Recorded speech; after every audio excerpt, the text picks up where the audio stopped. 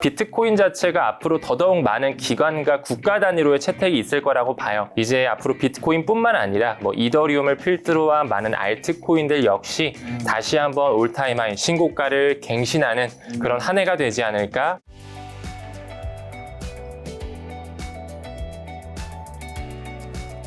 타임 레버리지 문창훈 작가님과 함께하는 오늘 이 순간이 굉장히 또 역사적인 날입니다. 5월 22일, 이제 5월 말인데 지금 오늘 비트코인이 신고가죠. 맞습니다. 지금 원화로는 1억 5,400. 원화로는 신고가는 아니고 네. 원화가 전에 1억 6천 얼마 있었는데 어쨌든 중요한 건 비트코인은 사실 글로벌이니까 11만 달러 돌파했더라고요. 11만 1,000달러도 돌파했던데 어떠신가요? 이런 날 맞이하시면. 사실 돌파할 수밖에 없다라고 좀 생각을 하고 있었고. 정말요? 네, 이제 올해 자체가 비트코인 반감기 사이클의 4번째 해이기 때문에 네. 너무나 또 중요한 순간에 우리가 놓여 있다라고 좀 바라보고 있습니다. 자, 돌파할 수밖에 없었던 이유 뭐죠? 일단은 비트코인 같은 경우에 이제 4년 주기의 사이클이 있거든요. 그렇죠. 이제 반감기 사이클이라고 해서 네. 작년 4월 20일 정도에 이제 비트코인의 4번째 반감기 사이클이 있었고 말 그대로 반감기다 보니까 채굴량이 딱 절반으로 줄어드는 네. 시기라고 봐주시면 됩니다. 그래서 지금은 블록 보상이 생길 때마다 3.125개 정도가 채굴이 되고 있는데 시간이 지남에 따라 이제 점점 비트코인이 희소 자산으로 값어치가 올라가게 될 것이고 그 사이클 자체가 미국의 대통령 선거라든지 이제 연준에서 금리를 쥐락펴락하는 양적 완화와 양적 긴축을 하는 그 사이클과도 맞물려 있거든요. 그래서 하나의 뭐 비즈니스 사이클처럼 이 암호화폐에도 4년 주기의 사이클이 있는데 이제 작년부터 해서 올해까지가 매우 중요한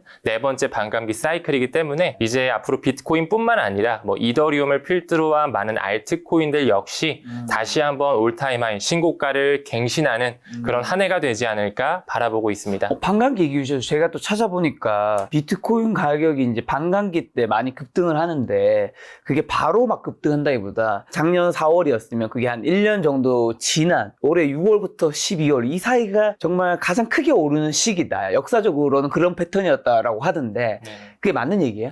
역사적 패턴을 미뤄봤을 때 작가님 말씀 주신 것처럼 반감기가 있던 해 그 다음 해 그 1년 후에 1분기가 사실 정말 강세였어요. 그러니까 사실상 2025년 1분기가 정말 좋은 사이클이 올라오는 그런 시기였어야 되는데 이제 트럼프의 관세 전쟁 이슈도 있었고 뭐 싱가포르와 두바이를 필두로 한 암호화폐 하나의 플랫폼인 바이비트 해킹 사건도 있었고 뭐 트럼프 밈코인이나 뭐 아르헨티나 대통령 이름을 땄던 리브라 밈코인 러그풀 사태 뭐 이런 불미스러운 일들이 좀 막 몰리면서 매크로 경제가 좀 워낙 안 좋다 보니 코인 시장도 많이 좀 깔아앉았었죠. 그래서 일각에서는 지금은 이제 반감기 사이클이 역사적 패턴이 깨졌다라고도 바라보곤 있는데 저는 일단 이 시기 자체가 조금 뒤로 밀린 것일 뿐 사이클이 완전히 깨졌다라고는 좀 보기 어렵지 않을까 생각하고 있습니다. 그러면 이제 앞으로 더 오르는 이유는 좀 이따 다시 여쭤보고 먼저 트럼프 당선되고 1억 6천만 원까지 갔던 비트코인 1억 1,000만까지 떨어졌잖아요. 원화 기준으로는 그렇게까지 많이 떨어졌던 이유 사람들은 어쨌든 트럼프 대통령은 코인에 친화적이고 비트코인 전략적 비축 자산을 한다고 말했는데 그렇게까지 떨어진 이유는 뭐 관세 때문인 건가요? 그쵸. 이제 관세를 필두로 한 거시경제의 불확실성 때문이다. 라고 하는 게 가장 큰 포인트라고 볼 수 있을 것 같아요. 최근에 뭐 무디스에서도 미국의 어떤 신용등급 하향으로 조정을 한 것도 있었고 그렇죠. 그뿐만 아니라 뭐 미국과 중국이 약간 뭐 90일, 3개월 정도는 상호 보복 관세를 115% 낮추면서 일시적으로 합의를 했지만 여전히 불확실성은 남아 있었거든요. 그리고 GDP 경제 성장률 자체도 미국에서는 지금 사상 처음으로 다시 한번 마이너스 성장률을 보여주다 보니 굉장히 거시경제의 불확실성이 컸죠. 그러다 보니까 또 연준에서도 금리 인하에 대해서는 조금 더 상황을 지켜보자 계속 미루다 보니 투자 시장에 대한 어떤 두려움이 공포로 좀 있을 수밖에 없었던 시기였다. 이렇게 좀 말씀드릴 수 있을 것 같아요. 코인이 이제 우리가 1월, 2월, 3월, 그 다음에 4월 뭐 초까지도 그리 뭐 좋은 분위기는 아니었던 것 같은데 맞습니다. 네. 최근 한 달 사이에는 뭐 특별히 엄청난 뉴스가 없었던 것 같은데 꾸물꾸물 계속 오르고 있다가 그 다음에 이제 미중이 이제 관세를 좀 협의를 좀 하면서 좀 더 급등하는 기미로 보면 되는 건가요? 사실상 그 암호화폐 시장 자체의 변동성이 워낙 크잖아요. 근데 사실 이 이 암호화폐 판 자체가 약간의 그 기득권 세력들, 우리가 이제 주식 투자를 하더라도 뭔가 세력들, 외국인들이 갖고 논다 이런 표현을 많이 하는데, 특히나 이제 암호화폐 판에 투자한다라는 것 자체는 월가의 탐욕에 배팅한다라고 봐주시면 되거든요. 그만큼 거시경제에 대한 어떤 불확실성을 크게 증폭시키고 개인들이 투자하지 못하게끔 분위기를 연출시킨 뒤에 그들은 뒤에서 뭐 스트래티지라든지 블랙록에서 이더리움을 매집한다든지 트럼프를 필두로 한 월드 리버티 파이낸셜에서 지속적으로 알트코인들을 모은다든지, 그러니까 한마디로 개인의 물량을 그들이 가져오는 전략을 펼친 거죠. 이제 어느 정도의 손바꿈이 이루어졌기 때문에 개인은 나가고 기관들이 어느 정도 축적을 완료했기 때문에 그들이 원하는 그 크립토 버블 시기, 네 번째 반감기 사이클이 다가올 그런 출발선 앞에 서 있다. 이렇게 좀 봐주시면 좋을 것 같아요. 자, 그럼 네 번째 반감기를 통한 이제 오르는 출발선에 와 있다면 비트코인 올해 하반기 어디까지 오를 수 있다고 보시나요? 가격적인 부분이 제가 사실 굉장히 많은 질문을 받았는데, 뭐 사실 이게 제일 궁금한 거죠. 나머지는 다 요걸 위한 배경 설명 아닌가요? 이제 가격적인 부분이 사실 개인 투자자 입장에서는 이제 아무래도 돈을 벌려고 재테크를 하시다 보니까 궁금하실 수는 있죠. 일단 무엇보다 비트코인 자체가 앞으로 더더욱 많은 기관과 국가 단위로의 채택이 있을 거라고 봐요. 지금 현재 뭐 스트래티지라든지 일본의 메타플래닛과 같은 기업에서도 사들이고 있고, 현재 SAB 원투원 회계 지침이 완전히 폐지가 되면서 아마 많은 빅테크나 핀테크 회사에서 정말 비트코인을 실제로 사게 될 거고, 회계제치 폐지했던 그건 어떤 얘기인가요? 그거는 지금까지 이제 기업에서 비트코인을 샀을 때 이 대차대조표 상에 이 부채로 적어놨었어야 돼요. 그러니까 우리가 자동차 같은 거 사면 감가를 만드는 것처럼 가치가 계속 떨어지는 것처럼 비트코인에 대한 그 현재 가치를 명시하는 게 아니라 하나의 부채로서 계속 이렇게 좀 마이너스로 잡다 보니 기업 입장에서는 안 좋잖아요. 주가에 영향이 가고. 하지만 이제 그거를 SAB 원투원이라는 회계 지침을 폐지하면서 부채가 아닌 원래 가격, 시장 가격으로 그대로 명시할 수 있게 해놨다라는 거죠. 그래서 앞으로 더 많은 기업의 채택이 있을 것이다. 그리고 또한 많은 미국의 주정부 단위, 지금 뉴햄프셔주라든지 최근에 텍사스주에서도 이제 주지사 서명만을 앞두고 있거든요. 뭐 뉴햄프셔주뿐만 아니라 애리조나주 여러 가지 주에서 조금씩 미국의 주정부 단위로 비트코인을 받아들이고 있다. 그래서 저는 사실 비트코인이 앞으로 가격적인 부분 굉장히 좀 우리가 생각했던 것보다 더 크게 오르는 그런 모멘텀이 나올 거라고 보고, 좀 보수적으로 말씀을 드렸을 때 한화 기준으로 해서는 충분히 2억 원 정도는 돌파할 수 있지 않을까. 네, 그 정도 바라보고 있습니다. 이게 이제 올해 하반기 정도의 기준인 건가요? 그쵸. 올해 하반기 정도를 바라봤을 때 말씀드리는 거죠. 혹시 그러면 내년엔 비트코인 가격에 어떤 좀 변화가 있을 수 있을까요? 일단 우리가 그 매도 시점을 굉장히 또 중요하게 바라봐야 되는데, 뭐 비트코인의 가격도 너무 중요하고, 특히나 또 이제 많은 개인 투자자분들이 비트코인보다도 조금 더 낮은 가격에서도 내가 큰 돈을 벌 수 있는 알트코인 쪽. 많이 하죠. 그렇죠. 많이 하시잖아요. 뭐 이더리움, 솔라나, 뭐 심지어 도지코인, 시바이누와 같은 그런 밈코인 섹터들까지 많이 하는데, 우리가 비트코인이 오르고 그 다음 뭐 알트코인이 쭉쭉쭉 오는 순환매 사이클을 일단 좀 기다릴 필요가 있고, 항상 매도를 바라봤을 때 그런 여러 가지 지표를 좀 확인해야 되는데, 첫 번째로는 비트코인 도미넌스. 현재 비트코인 도미넌스가 시장에서 어느 정도의 비트코인의 그 시장 점유율을 가지고 있냐, 이 부분을 나타내는 지표거든요. 지금 현재로서는 거의 60 중반대까지 최근에 올라왔어요. 그만큼 알트코인이 많이 죽어 있고 비트코인 시즌이라고 보면 되거든요. 근데 이제 슬슬 비트코인이 어느 정도 정점을 찍었다가 다시 내려오면서 알트코인이 점점 시장 파이가 커지는 그런 시장이 연출이 될 텐데, 저는 그 시기를 내년 1분기까지는 좀 열어놓고 있거든요. 그래서 비트코인의 도미넌스를 좀 잘 보면서 마지막으로 이제 블록체인 회사들, 암호화폐 어떤 거래소나 플랫폼 회사들이 이제 나스닥에 상장하는, 기업 공개하는 그 시기 자체가 항상 그들이 정말 그 환란의 시기 때, 불장 완전 그 꽃봉오리 시기일 때, 꽃을 피어오를 때 완전히 딱 IPO를 하거든요. 그래서 비트코인의 도미넌스라든지, 그리고 앞으로 그 뭐 서클사라든지 뭐 리플사라든지 크라켄 같은 거래소가 뭐 미국 나스닥에 상장을 한다더라, 언제 상장한다더라, 그때를 좀 보면서 우리가 매도를 해야 되지 않을까 생각하고 있습니다. 지금 비트코인이 그럼 신고가를 치고 있는 상황인데, 알트코인들은 지금 비트코인 같은 분위기는 아니에요, 지금? 아직은 아니죠. 아직은 많이 내려와 태어나서 알트는 도지를 진짜 옛날에 한 300만 원치 샀었나? 그거 말고는 한 번도 사본 적이 없어. 알트는 사실 쳐다도 보지 않거든요. 그러시군요. 네. 쳐다도 안 보는 게 내 정신 건강에도 좋지 않을까라는 생각해서. 그 부분도 충분히 일리가 있는 말씀이라고 생각이 들어요. 이제 뭐 비트코인도 병동성이 아무래도 크다고 하는데, 그러니까. 알트코인은 너무나 요동치다 보니 정신 건강을 위해서라면 사실 알트코인은 좀 멀리 하시는 게 좀 좋을 수 있죠. 하지만 이제 알트도 이제 곧 붐이 올 것이다. 당연하죠. 알트코인도 붐이 올 것이고 여러분들께서 알트코인 투자하실 때 좀 몇 가지의 기준선을 잡고서 안정적으로 투자하셨으면 좋겠는데 기준선이 네, 몇 가지 기준을 좀 말씀드리자면 일단은 현물 ETF가 좀 준비될 수 있는 지금 현재 비트코인과 이더리움 정도가 현물 ETF가 출시가 되어 있잖아요. 근데 이제 앞으로 뭐 솔라나라든지 뭐 XRP라든지 라이트코인과 같은 이런 코인들이 지금 뒤에서는 많은 자산운용사들이 신청을 해 있거든요. 네. 그래서 그런 ETF가 신청되고 준비되는 코인들에 좀 집중을 해주시고 무엇보다도 시가총액 상단에 있는 코인들 지금 암호화폐 코인 시장 자체가 코인 마켓캡 기준으로 한 10,000개 정도가 넘게 코인이 있어요. 네, 그리고 코인 마켓캡 기준에 등록되지 않은 것까지 총 망라하게 되면 2만 개가 넘어갑니다. 그래서 그 2만 개가 넘는 코인 중에 앞으로는 한 98%, 99%는 사라질 코인이라고 저는 보거든요. 그래서 웬만하면 시가총액 뭐 10위권, 20위권의 그런 메이저 코인들 그 말은 즉슨 이제 기관의 채택을 받았다라고 볼 수가 있는데 항상 시가총액이 높고 아까 언급드린 현물 ETF가 좀 가능성이 있고 마지막으로 이제 이 암호화폐 패권 자체를 미국에서 쥐고 있다 보니까 미국 기반의 코인이면 더더욱 좋겠죠.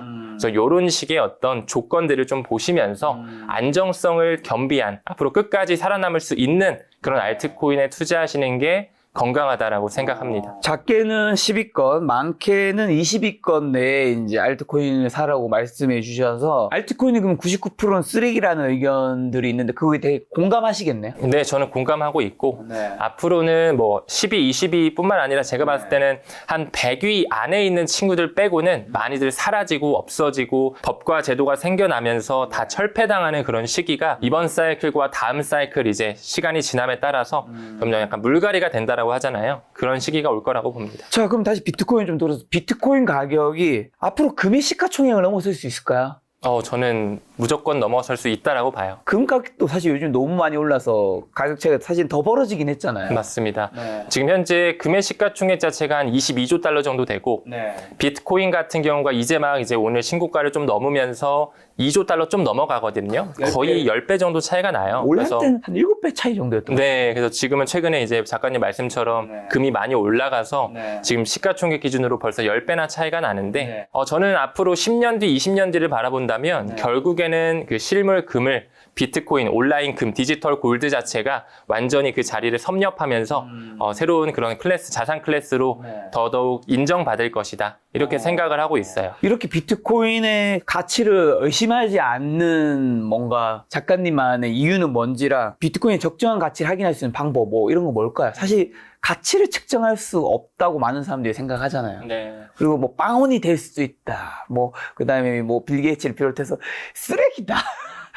굉장히 많은 얘기들이 그 폭락할 때마다 나오면 이제 그 공포 분위기에 확신을 얹어주죠. 그렇죠. 그리고 또 요즘에는 뭐 양자 컴퓨터 이슈가 양자 컴퓨터 해킹되면 해킹될 수가 끝장난다. 그런 얘기가 나오고 있는데 사실상 저 같은 경우도 처음에 이제 비트코인을 접했을 때 이거는 실체가 없지 않냐, 허상이지 않냐 이런 식의 생각을 저 또한 했었습니다. 처음에 비트코인 뭐 그냥 장난치는 건가, 뭐 사기 스캠 코인인가 이런 생각을 좀 했었다면 그때부터 이제 비트코인에 대한 백서에 대해서 공부를 하고 비트코인을 누가 만들었으며 왜 만들었을까에 대해 생각을 했던 것 같아요. 물론 아직까지 그 사토시 나카모토라는 사람이 뭐 한 명의 개인인지 아니면 한 명의 개발자인지 아니면 국가의 어떤 세력인지는 완전히 밝혀지진 않았지만 그 세상을 움켜쥐고 있는 달러의 주인장이라고 하죠. 그 유대계 자본의 뿌리, 로스차일드 가문을 필두로 한 그 뭐 블랙록이라든지 뱅가드 그룹과 같은 그런 돈의 주인장들이 달러를 만들었고 이제 비트코인 쪽으로 이제 화폐를 혁명하기 위해 저는 블록체인이 탄생했다라고 생각을 하거든요. 무엇보다도 비트코인이 2009년 1월 달에 이제 세상에 나오게 됐는데 딱 2008년에 이제 리만 브라더스 사태,